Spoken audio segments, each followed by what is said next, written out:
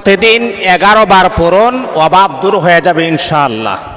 আপনার ঘরের অভাব দূর হয় না, ঘরের ভিতরে ক্রাইসিস চলতেছে, অভাব অনটন ঘিরে আছে, তাহলে আমি আপনাকে সাজেস্ট করব এই দোয়াটি আপনি সকাল সন্ধ্যা মাত্র 11 বার আপনি পড়ুন। দেখবেন আপনার ঘরের অভাব অনটন আল্লাহ পাক রব্বুল আলামিন দূর করে দিবেন ইনশাআল্লাহ। আসলে যেইভাবে পড়লে আল্লাহ পাক আমার ঘরের অভাব অনটন দূর হবে, সেইভাবে আমরা পড়তে পারি না। এই জন্যে আমাদের ঘরের ক্রাইসিসও দূর হয় না।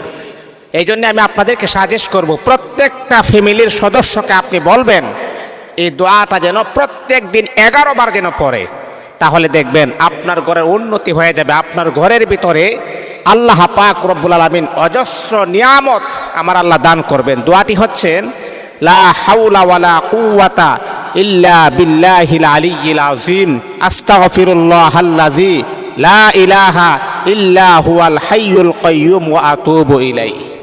এই দোয়াটা আপনি প্রত্যেক দিন 11 বার পড়বেন, অভাব অনটন আমার আল্লাহ দূর করে দিবেন, শান্তি নাজিল করে দিবেন।